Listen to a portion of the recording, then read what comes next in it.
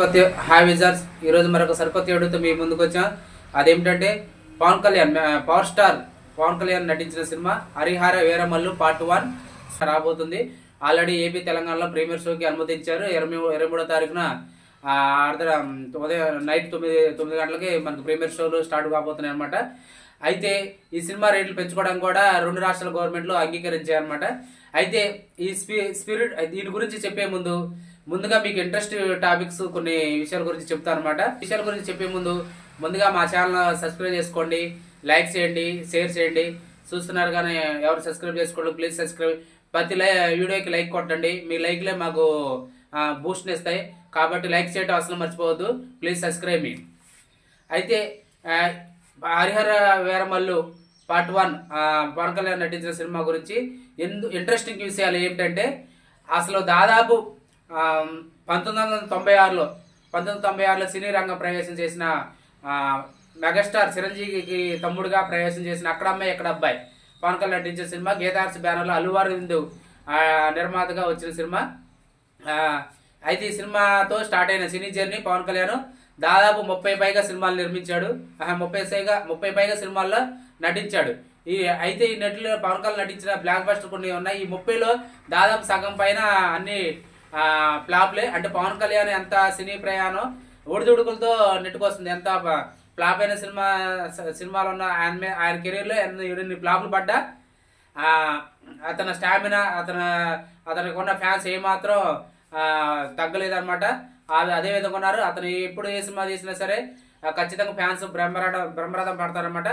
అయితే ఖుషి, గబ్బర్ సింగ్, అత్తారింటికి దారేది, జల్సా ఇలాంటి అక్కడ సుస్వాగతం ఇలాంటి బ్లాక్ బస్టర్ హిట్ సినిమాలు ఉన్నా సరే మరి ఈ సినిమాలకు దాదాపు 30 పైగా సినిమాల్లో నటించిన ఏ సినిమాకి తనంతటా తాను వచ్చి జస్ట్ ప్రీ రిలీజ్ ఈవెంట్లో ఇప్పుడంటే ప్రీ రిలీజ్ జరుగుతున్నాయి, అప్పుడు ట్రైలర్ లాంచ్ ఈవెంట్ అని అలాంటివి జరిగాయి అనమాట. అలాంటి వాటిలలో ఓన్లీ పాల్గొనేది తప్ప దాదాపు సినిమా ప్రమోషన్లకు చాలా చాలా దూరంగా ఉంటాడు అనమాట పవన్ కళ్యాణ్. మరి ఈ సినిమాకి హరిహర వీరమల్లు సినిమాకి ఎందుకు ప్రమోషన్ దగ్గరుండి చేస్తున్నాడు?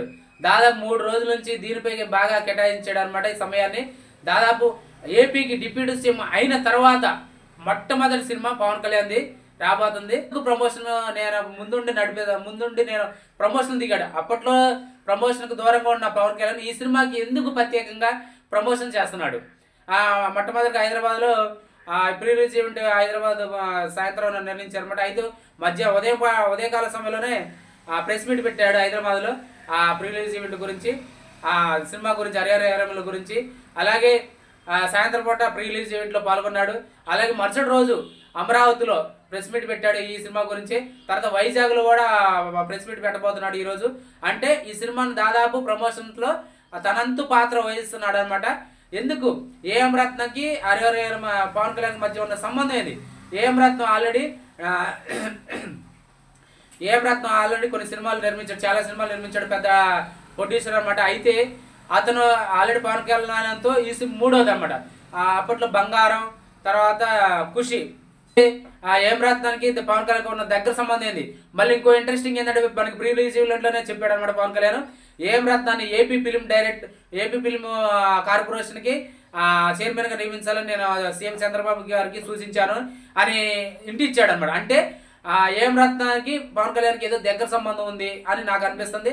అలాగే ఇంకోటి ఏంటంటే మరి ఈ సినిమాని ఎందుకు ఆల్రెడీ ప్రీ రిలీజ్ ఈవెంట్లో కానీ ప్రెస్ మీట్లో కూడా చెప్పాడు, నేను ఈ సినిమాకి ఇంతవరకు పారితోషికం తీసుకోలేదు, మరి ఒకవేళ లాభాలు వస్తే నేను తీసుకుంటానేమో అన్నాడు తప్ప అంటే ఇంతవరకు పారితోషికం ఏం తీసుకోలేదు అంటున్నాడు.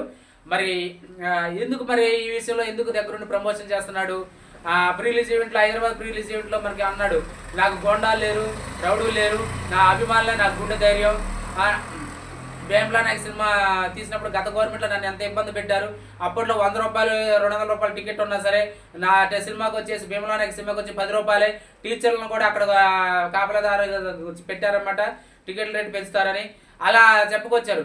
కాకపోతే ఈ సినిమాలో కొద్దిగా నిర్మాత ఏఎం రత్నం చాలా రెండు కరోనా కాలంలో చాలా ఇబ్బంది పడ్డారు, అందుకని నేను దగ్గరుండి సినిమా ప్రమోషన్లో నిర్వహిస్తున్నానని చెప్పుకొచ్చాడు. మళ్ళీ ఇంకో హైదరాబాద్ ప్రెస్ మీట్లో ఏమన్నారంటే నిధి అగర్వాల్ హీరోయిన్ ఈ సినిమాలో నిధి అగర్వాల్ ప్రమోషన్ చేస్తుంటే నాకే సిగ్గేసింది, అందుకని నేను నాకే సిగ్గా అసహ్యంగా ఉంది, నా సినిమాకి నేను ప్రమోట్ చేసుకోకపోతే ఎలా అని ఆ రోజు కూడా నిధి అగర్వాల్ మెచ్చుకున్నాడు అనమాట.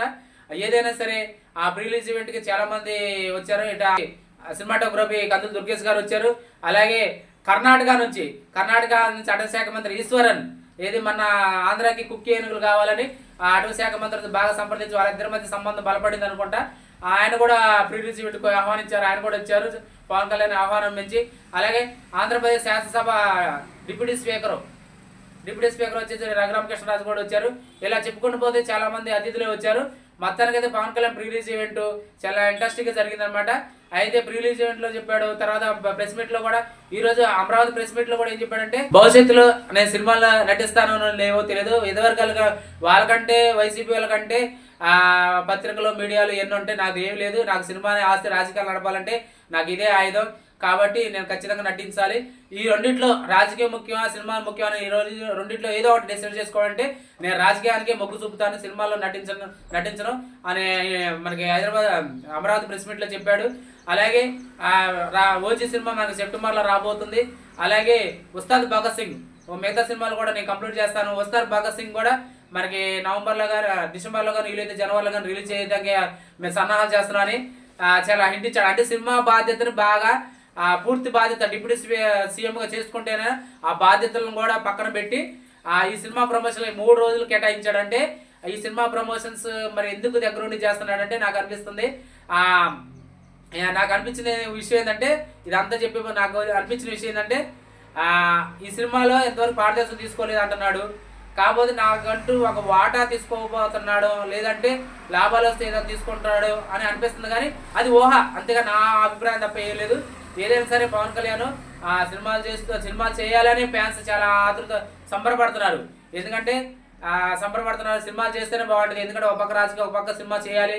అతను పార్టీ నడపడానికి సినిమా చేస్తేనే అతనికి పార్టీ నడపగలుగుతారు. కాబట్టి సినిమా చేయాలని ఫ్యాన్స్ చాలా డిమాండ్ అనమాట. ఇది మొత్తం అయితే హరిహర ఎర్రమిల్లు సినిమా ప్రమోషన్లో పవన్ కళ్యాణ్ ఫుల్ బిజీ అయ్యాడు. సినిమా డిప్యూటీ సీఎం బాధ్యతలు కూడా పక్కన పెట్టి చాలా ఫుల్ బిజీ అయ్యాడు అనమాట. మొత్తానికి 3 రోజులు పవన్ కళ్యాణ్ ఫుల్ ప్రెస్ మీట్లు, మొత్తానికి అయితే ఆ ప్రెస్ మీట్లతో సినిమా ప్రమోషన్లు ఎరగదీస్తున్నాడు అనమాట.